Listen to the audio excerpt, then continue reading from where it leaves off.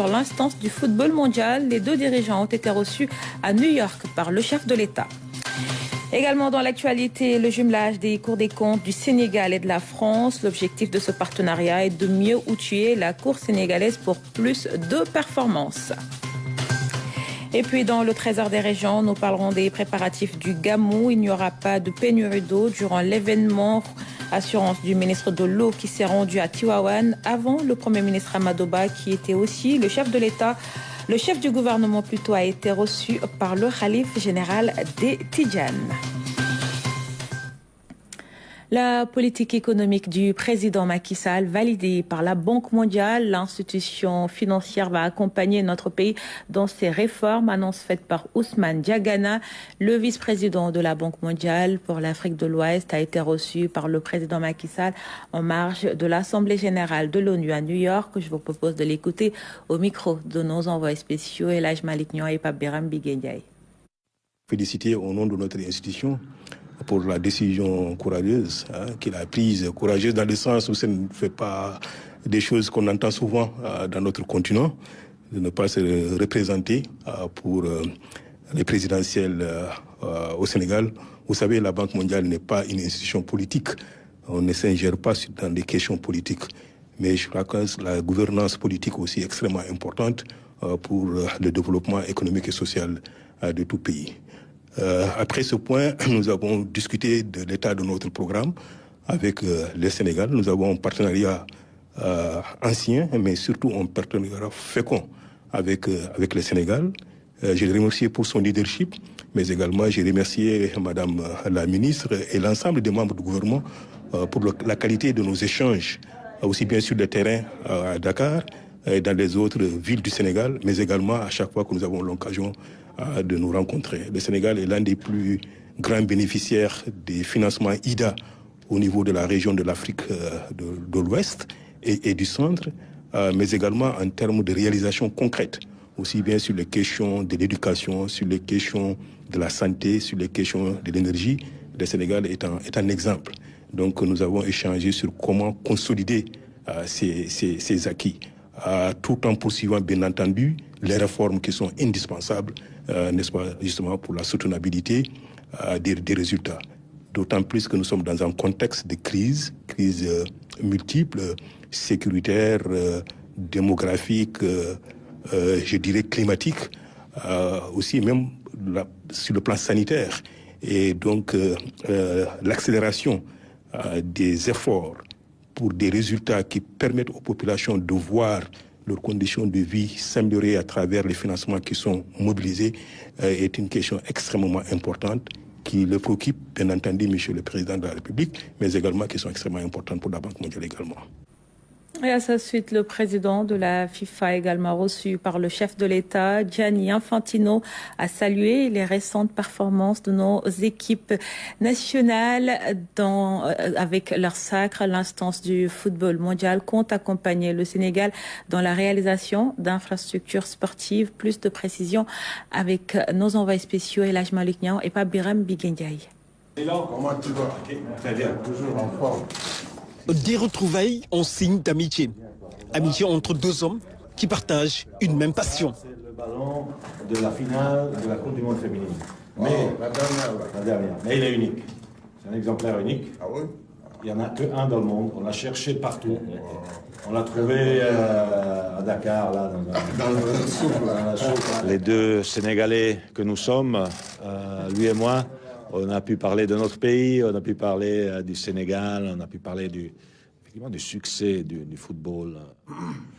Le patron de la FIFA, Gianni Infantino, exprime toute sa joie d'être reçu par le président Macky Sall en compagnie d'une légende du football français.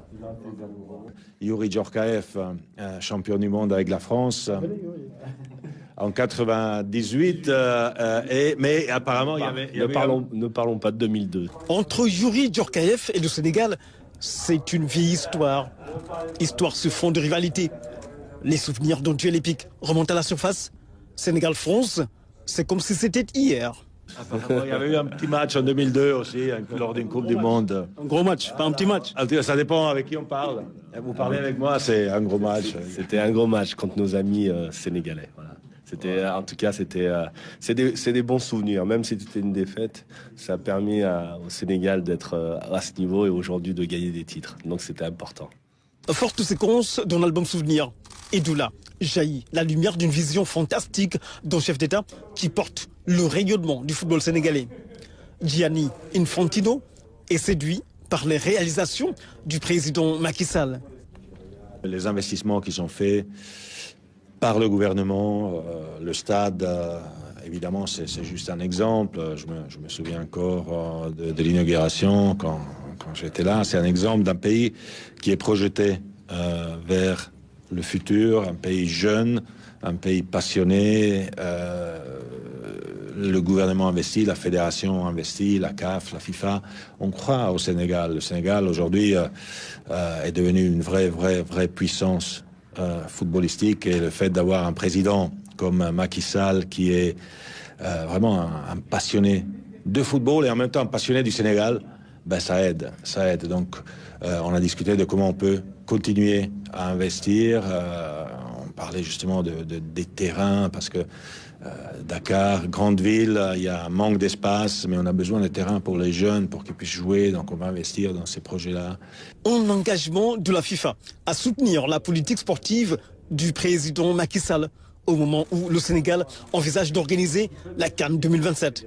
Gianni Infantino apporte sa pierre à l'édifice et donne des indications. Tout à fait, j'encourage le Sénégal, peut-être même avec des pays limitrophes. On l'a montré ici à la FIFA aussi. La prochaine Coupe du Monde sera organisée par les États-Unis, le Canada et le Mexique. La dernière Coupe du Monde féminine a été organisée par l'Australie et la Nouvelle-Zélande. Donc je pense qu'aujourd'hui, on doit se projeter dans un modus de co-organisation, d'organiser dans 3-4 capitales des poules, des groupes, et comme ça on fait participer plusieurs pays.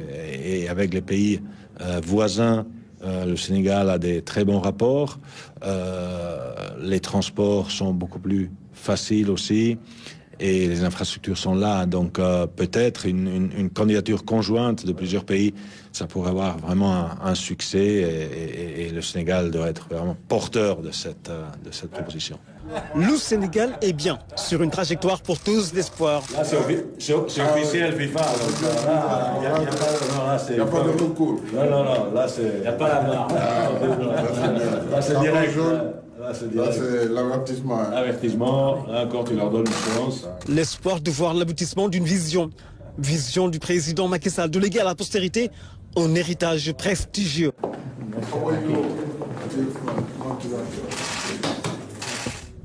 Dans la foulée, le président Macky Sall a reçu l'ancien Premier ministre de Grande-Bretagne, Tony Blair.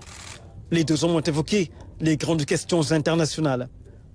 Des questions de géopolitique et d'autres sujets majeurs qui touchent la gouvernance économique mondiale. Le projet de la Grande Muraille Verte aussi sur l'agenda du chef de l'État à New York, la présidente de la fondation reçue par le président Macky Sall, dont le leadership pour promouvoir le projet est salué par Rama Diallo, que je vous propose d'écouter. Grand honneur d'avoir rencontré Monsieur le Président de la République après son discours historique aux Nations Unies. Et nous tenions à le féliciter tout d'abord avant de venir lui proposer d'abriter, bien entendu, au Sénégal, le sommet de la Grande Muraille Verte, comme il se doit. Donc, à tout seigneur, tout honneur, le retour de la Grande Muraille Verte au Sénégal. Et donc, la Fondation projette de lancer un fonds à la COP 28 et nous avons demandé au président de la République de nous faire l'honneur de porter justement à la connaissance du monde ce fonds qui va servir à financer les projets de nos différents pays du Sahel. Et donc, le montant, on lui laissera le soin et l'honneur de communiquer ce montant à la COP28. Et par ailleurs, nous comptons également organiser le premier sommet mondial des partenaires du secteur privé, mondial et régional, au Sénégal en janvier. Et Monsieur le Président nous a fait l'honneur d'accepter, d'abriter ce sommet du secteur privé également. Merci. Le président de la République, devant la tribune des Nations Unies, a, vous le savez, fait ses adieux à la communauté internationale. Un discours émouvant, plein de sens et d'espoir. La chef de la diplomatie sénégalaise, Maître Aïssata Tall Sall, l'a décrypté. Voici un extrait recueilli par Pape Birame Biguendiaye. J'ai le plaisir d'accueillir ici, au pied de la Tour des Nations Unies, Madame le ministre des Affaires étrangères et des Sénégalais. Bonsoir, Madame Aïssata Tall Sall. Bonsoir, Pape Birame Biguendiaye. Les adieux du président Macky Sall, d'émotion que toute la salle a vécu avec beaucoup d'intensité. Absolument. Je pense que le discours de ce soir que le président Macky Sall, comme à l'accoutumée à chaque Assemblée générale des Nations Unies, a livré à la communauté internationale, va être frappé du sceau de l'histoire. Du sceau de l'histoire parce que vous l'avez dit, c'est son dernier discours en tant que président de la République du Sénégal. Et il a fait ses adieux à la communauté internationale. Mais en faisant les adieux, aussi émouvant que cela a été, nous avons quand même noté qu'il a beaucoup insisté sur l'espoir. L'espoir que le Sénégal restera ce pays de la Teranga. L'espoir que le Sénégal sera ce pays ami à la communauté internationale. En demandant d'ailleurs à cette communauté d'accueillir son successeur. Lui passera le relais le 2 avril, son successeur sera aux commandes et il demande à la communauté internationale de réserver à son successeur le même traitement dont il a eu l'honneur de bénéficier pendant les 12 ans qu'il a été aux commandes du Sénégal. Je pense que fondamentalement, nous pouvons retenir cela, mais également aller dans le fond du discours. Ne pas oublier que le thème de cette Assemblée générale, c'est restaurer la confiance et raviver l'espoir. Comment restaurer la confiance tout en ravivant l'espoir? Tout au long de son discours, de son adresse, le président Macky Sall, sur différents sujets, différents thèmes, n'a pas manqué de revenir là-dessus pour exprimer le point de vue du Sénégal. Le président Macky Sall a souligné l'importance aujourd'hui d'un plaidoyer fort qu'il a eu à mener pendant qu'il était à la tête de l'Union africaine. C'est l'entrée de l'Afrique au sein du G20. C'est également à mettre à l'actif du Sénégal, de la présidence en exercice du Sénégal et du chef de l'État, du président Macky Sall. Cela vient également compléter un autre plaidoyer. C'est une mise en perspective, on va dire. Il faut que l'Afrique soit représentée au Conseil de sécurité des Nations Unies. Je pense que sur le sujet, sur le thème de cette Assemblée générale, ce que nous pouvons retenir du discours du président Macky Sall, c'est vraiment un discours témoin, comme s'il devait passer le relais à son successeur sur ces différentes questions qui sont des questions graves et fondamentales.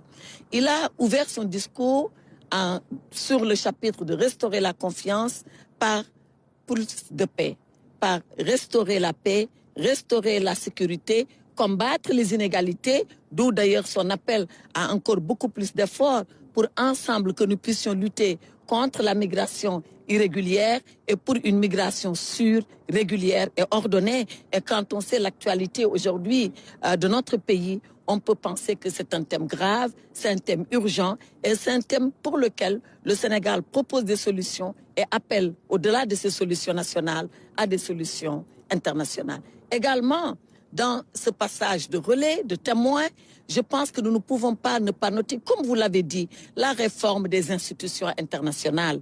C'est bien, nous avons été au G20 et le président Macky Sall n'est jamais suffisamment à féliciter pour ce combat qu'il a mené et qu'il a gagné au nom du continent. Mais au-delà du G20, il faut aller vers la réforme de toutes les institutions de Bretton Woods. Aujourd'hui encore, il a participé à un panel avec le président Charles Michel, avec le premier ministre de l'Espagne, sur comment bâtir une architecture financière internationale juste et équitable pour nous les pays. Comment financer nos économies, comment faire face à tous nos besoins de développement, comment cette communauté internationale, de façon tout simplement équitable, doit comprendre que l'Afrique ne peut pas se développer par l'aide. L'Afrique doit pouvoir se développer par le partenariat avec l'allocation de ces financements massifs qu'elle ne commande pas, qu'elle demande à ce qu'il lui soit alloué et qu'elle puisse ensuite rembourser.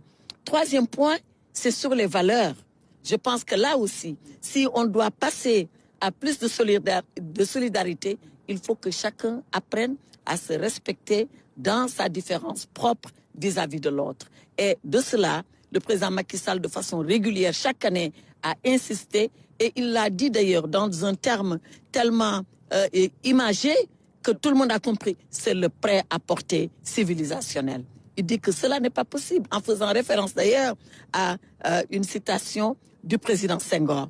Et quatrième point, pour restaurer la confiance et raviver l'espoir, c'est le changement climatique, le financement de l'adaptation, en rappelant que l'Afrique n'intervient que pour 4% de la pollution et de la carbonisation du monde. Et pourtant, elle en subit toutes les conséquences sans avoir la possibilité de pouvoir bénéficier, là encore, de ressources financières adéquates pour faire face à l'adaptation. Et enfin, ça a été le message d'adieu qui ouvre sur l'espoir que la communauté internationale prendra à bras le corps tous ces défis qui se posent à nous, parce qu'assurément, sur ces questions-là, nous devons nous sauver ensemble ou périr ensemble, et le président Macky Sall appelle à ce que nous puissions nous sauver ensemble.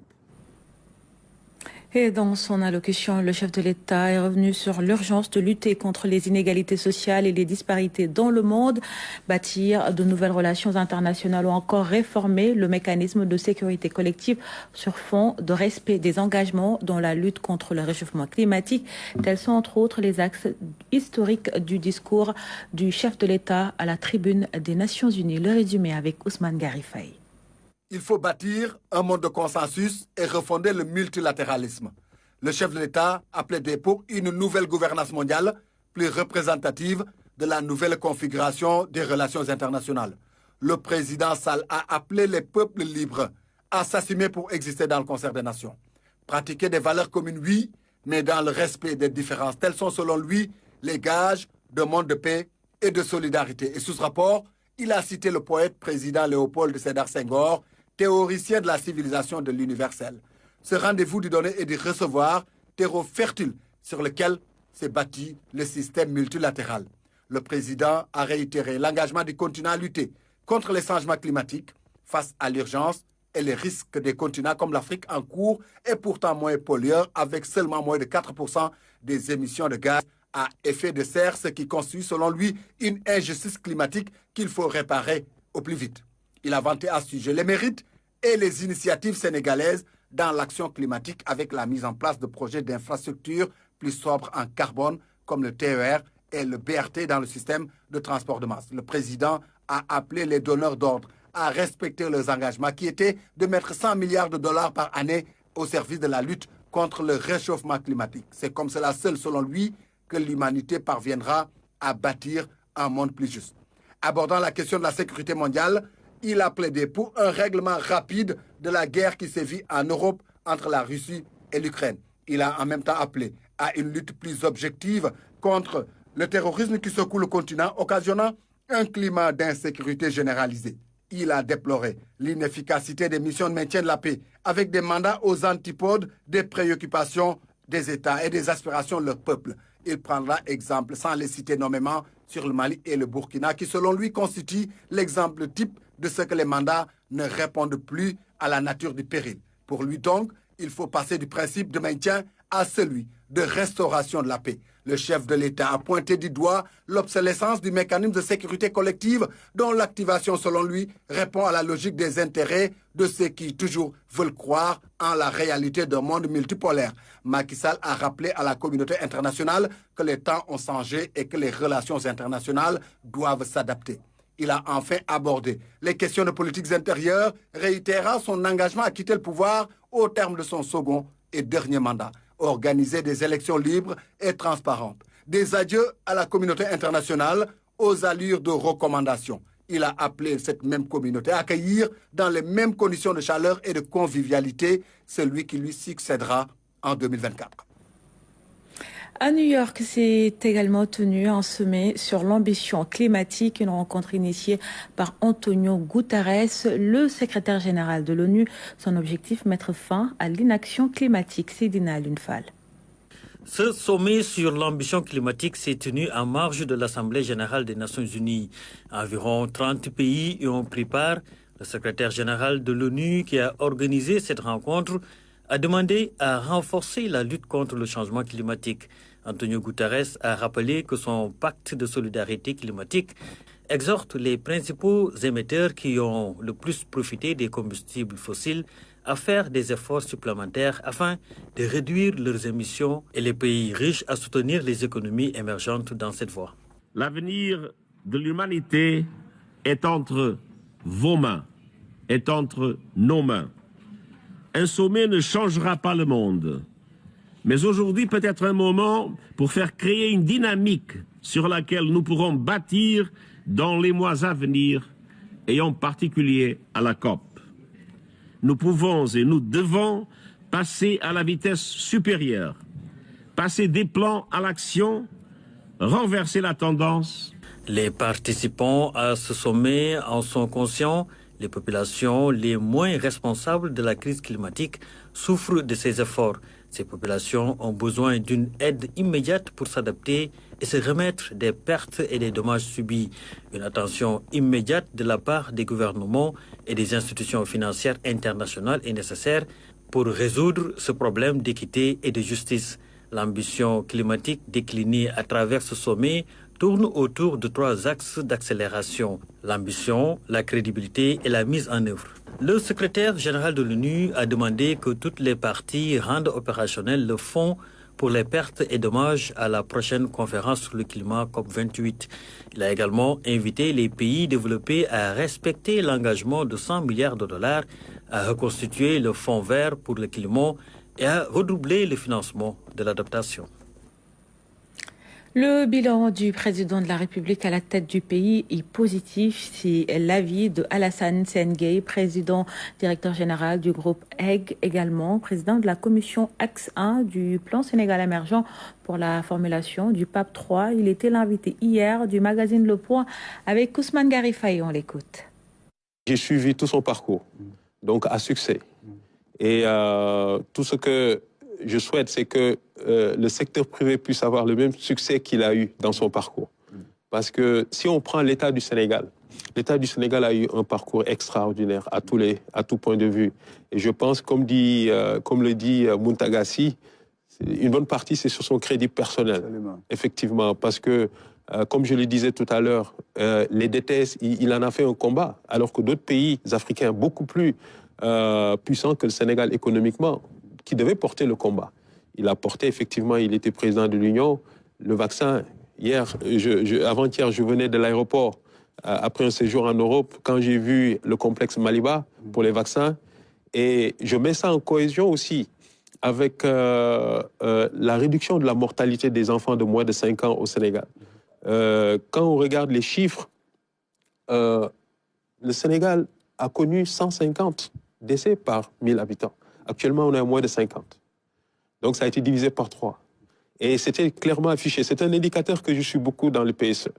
Parce que la première étape d'un capital humain dans un pays, c'est de pouvoir garantir aux nouveau-nés, donc de vivre pendant 5 ans. Et si on sait que les enfants meurent entre moins de 2 ans, la moitié des enfants meurent et pour des choses banales et pour lesquelles, effectivement, le président a fait des efforts extraordinaires en matière de... J'ai vu les hôpitaux. Parlons maintenant de sécurité énergétique en Afrique. La question était au menu des discussions à la conférence exposition sur le pétrole et le gaz. La rencontre tenue à Luanda a réuni experts, techniciens et représentants de gouvernements venus de différents pays, parmi eux le Sénégal. Compte rendu de nos envoyés spéciaux en Angola, Sabassi Faye et Anaïs Nyanyamane. Cette conférence exposition sur le pétrole et le gaz de Luanda a réuni des centaines d'experts du secteur. Des représentants de gouvernement, des techniciens et des compagnies pétrolières ont participé massivement aux différents panels proposés par les organisateurs. Des échanges notamment sur les stratégies de développement du secteur pétrolier et gazier en Afrique, la transition énergétique et la sécurité énergétique du continent. Well, Energy Cap and Power are thrilled by the results of the 4th annual Angola Oil and Gas. La conférence en elle-même s'est très bien passée, en grand, au tout. On a eu des deals, on a eu des signatures. We've had loads of deal signings. On a eu la célébration de OPEC. Donc c'est plutôt un très très très bon retour. So all in all, we are very pleased with the results. Les Angolais et aussi les compagnies, les grands majors qui travaillent ici sont tous d'accord qu'il faut continuer à explorer et à produire des hydrocarbures. Donc, tout le monde pense que les hydrocarbures, l'Afrique ou le monde aurait besoin des hydrocarbures d'ici au moins plusieurs années. L'autre thème important qui a été discuté aussi ici, c'est la sécurité énergétique, surtout de l'Afrique. Donc pour atteindre cette sécurité, nous avons besoin de produire les hydrocarbures, spécifiquement le gaz, qui est en fait une énergie qui va permettre de passer la transition en attendant le développement des énergies renouvelables et autres, et d'hydrogène, qui permettrait au moins de réduire les émissions de carbone ici en Afrique. Le Sénégal a bel et bien pris part à ce rendez-vous continental d'une importance capitale dans l'exploitation pétrogazière. Nous pouvons retenir, c'est surtout l'utilisation du gaz. Il nous faut développer nos ressources de gaz pour pouvoir en fait booster l'économie du pays. Et l'autre point, il faut qu'on puisse continuer à explorer pour trouver beaucoup plus de ressources pour pouvoir atteindre cette politique de développement économique et social du Sénégal. Notre pays peut compter sur le soutien et l'accompagnement de l'OPEP, l'Organisation des pays exportateurs de pétrole, présente aux échanges de Luanda, est ouverte aux futurs pays producteurs de pétrole. Je voudrais dire que les pays producteurs de pétrole sont tous bienvenus à l'OPEP. J'ai déjà parlé avec l'ambassadeur du Sénégal à Berlin, qui représente votre pays à Vienne. Et j'ai parlé avec le ministre du pétrole l'année passée. Nous sommes en contact. Nous avons des bonnes idées sur la production de pétrole au Sénégal. Nous sommes en contact avec le gouvernement. La rencontre de Luanda a été une tribune pour les experts du secteur de se pencher sur la sécurité énergétique du continent à travers des technologies nouvelles qui réduisent l'empreinte carbone. Je le disais dans les titres, ce partenariat entre la Cour des comptes du Sénégal et de la France, l'Alliance porte essentiellement sur la communication déclinée dans les plans d'action opérationnels. Elle vise à mieux outiller l'institution sénégalaise pour plus de performances. Dame Silla. Ce jumelage entre la Cour des comptes du Sénégal et celle de la France vise à renforcer les capacités du personnel de contrôle et d'audit sénégalais, de développer la stratégie de communication et d'intensifier les relations entre les différentes parties prenantes. Cette option qui vise à garantir la cohérence et l'efficacité de nos interventions a permis pour l'essentiel de dérouler les activités et de mobiliser les équipes de contrôle pour l'atteinte des résultats attendus. Donc voilà le cadre dans lequel nous avons exécuté les activités du jumelage avec pour objectif général de renforcer les capacités techniques et professionnelles de la Cour des comptes afin d'améliorer ses performances de contrôle. Différents corps de la Cour des comptes du Sénégal ont séjourné en France pour des formations, un séjour qui leur a permis d'améliorer leurs compétences dans leurs domaines respectifs. La Cour française fait appel régulièrement, tous les 5 ans, à une cour étrangère pour effectuer une revue par les pairs, suivant la norme de l'INTOSAI, c'est-à-dire un examen approfondi de ses pratiques et procédures au regard des normes professionnelles. Les recommandations qui sont formulées dans ce cadre des revues par les pairs ont toujours été considérées par nous avec intérêt. Alors je vous livre une secrète ambition, que dans quelques années, ce soit votre cour qui vienne réaliser cette revue par les pairs à la Cour des comptes française. Ce projet de formation est entièrement financé par l'Union européenne. Il vise à accompagner le Sénégal dans le renforcement de capacités de ses hauts cadres. Ces évolutions sont intervenues à un moment où le système financier public au Sénégal connaît des mutations majeures, avec notamment le déploiement d'un nouveau système d'information pour la gestion budgétaire, avec la déconcentration de l'ordonnancement, avec la réforme du contrôle interne budgétaire, avec la réforme comptable ou l'adoption d'un cadre renouvelé de passation des marchés publics. Tout ceci, toutes ces réformes devraient à terme accroître la performance, la transparence et la reddition des comptes sur la gestion publique au Sénégal, ce que l'Union européenne encourage fortement et souhaite appuyer autant que possible et autant que souhaité par les autorités sénégalaises. Ce jumelage participe à la mise en œuvre du plan stratégique 2020-2024. Il prend en charge les activités fondamentales portant sur la formation, la production et la communication déclinées dans les plans d'action opérationnels. Place maintenant à l'actualité consacrée à nos régions.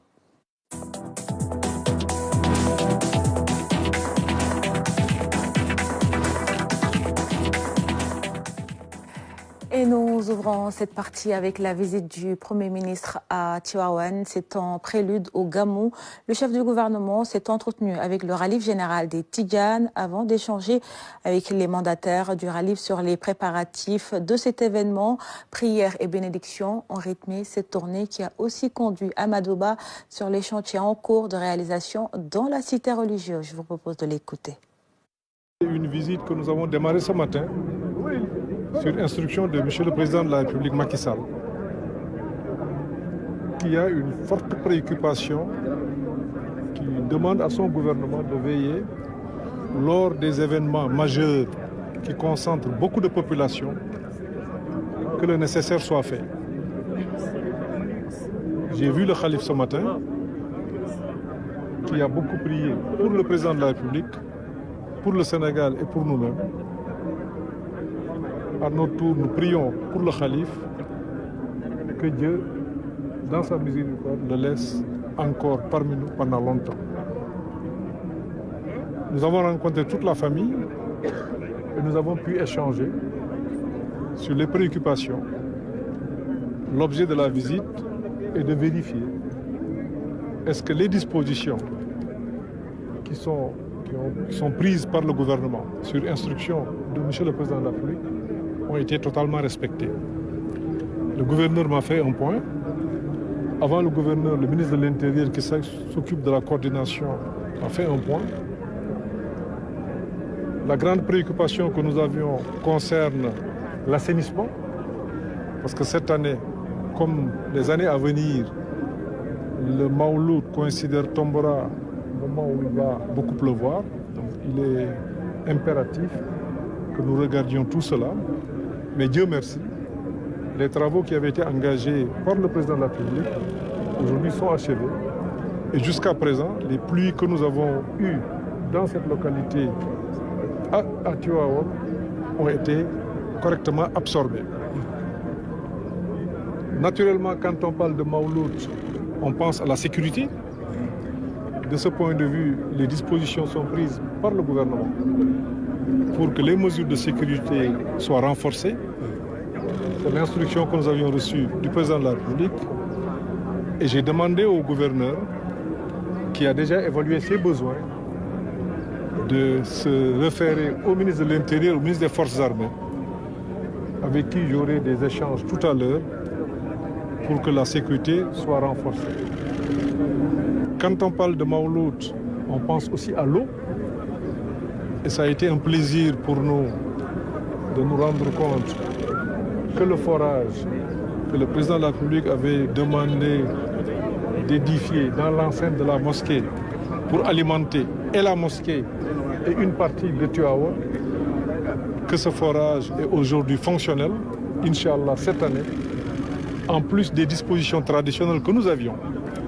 Le forage va venir s'ajouter à la production d'eau et nous pensons que ça devrait suffire. Et sachez qu'après Tivaouane, le Premier ministre s'est rendu à Ndiassane et à Thiénaba, qui prépare aussi le Gamou annuel. Amadouba y a fait le point des dispositions prises avant de recueillir des prières. Pour le Sénégal, nous reviendrons sur l'ensemble de ces visites et sur le lancement des travaux de la route Pire-Médouane-Daya dans nos toutes prochaines éditions. Et puis, sachez que le Gamou se prépare. Le ministre qui est en charge l'eau assure qu'il n'y aura pas de pénurie durant l'événement religieux. Serigne Mbaye Thiam était dans la cité religieuse pour faire le point. Fatimata Banelba pour le compte-rendu. Le ministre de l'eau et de l'assainissement et sa délégation ont effectué une visite sur une dizaine d'étapes qui a permis de faire le point sur l'extension des capacités de production en eau des forages réalisés dans le département de Tivaouane. Chaque année, le nombre de fidèles qui affluent vers la ville sainte augmente, occasionnant ainsi une forte demande en eau. Les services en charge de ce secteur feront le nécessaire pour éviter toute pénurie du liquide précieux. En ce qui concerne l'eau, les travaux sont en cours. On a plusieurs sources d'approvisionnement de Tivaouane. Nous avons aussi plus que doublé la capacité de stockage. Parce qu'à date, on avait 3 châteaux d'eau qui faisaient un cumul de 1700 m3. Et nous avons finalisé un 4e château d'eau qui à lui seul fait 2000 m3. Et maintenant, quand on a une manifestation comme le Maouloud, où la population est démultipliée, les besoins en eau sont importants. C'est la raison pour laquelle, à côté de ces travaux, nous avons des mesures d'appoint qui consistent à déployer des camions citernes pour alimenter, venir en appoint, et en même temps des bâches à eau éventuellement. Des assurances de la tutelle pour espérer zéro pénurie d'eau durant le Maouloud édition 2023. Et en ce qui concerne l'assainissement des eaux pluviales et des eaux usées, des mesures ont été prises pour soulager les populations de la ville de Tivaouane. La délégation ministérielle a par la même occasion visité les stations d'épuration de Beiti Baladja et celle de Bout de Vidange située sur la route de Pire. On avait un programme d'assainissement d'eau usée. Par les témoignages qui ont été faits tout à l'heure par le porte-parole du Khalif, il nous a été indiqué que ça a été d'un grand apport et que des familles qui procédaient à des vidanges de fosses septiques toutes les semaines voient maintenant les eaux usées directement dans la canalisation, ce qui est une augmentation de pouvoir d'achat énorme pour ces familles-là. Il y a aussi l'assainissement eau pluviale, parce que de plus en plus, le Maouloud aura lieu pendant la saison des pluies. On ne peut pas dire qu'il y aura zéro inondation, mais nous avons mis en place des dispositifs de pompage qui permettent d'atténuer ces effets-là. Nous avons visité le bassin où les eaux de pluie sont déversées. Et comme ce bassin, avec la quantité de pluie menacée d'envahir les maisons environnantes, nous avons installé là-bas une motopompe de 2 millions de litres par heure. Au total, des actions seront mises en œuvre pour la ville de Tivaouane en direction du Maouloud. Après la visite, le ministre et sa délégation ont transmis au Khalif général des Tidjanes, Serigne Babacar Sy Mansour, par l'intermédiaire de Serigne Mbaye Sy Abdou, les salutations du chef de l'État. Des prières ont été formulées pour la paix et le développement au Sénégal. Et c'est ainsi que s'achève cette édition. Merci pour votre fidélité. Retrouvez dans quelques instants Khali Seck pour les Ribars. Bel après-midi à tous. Au revoir.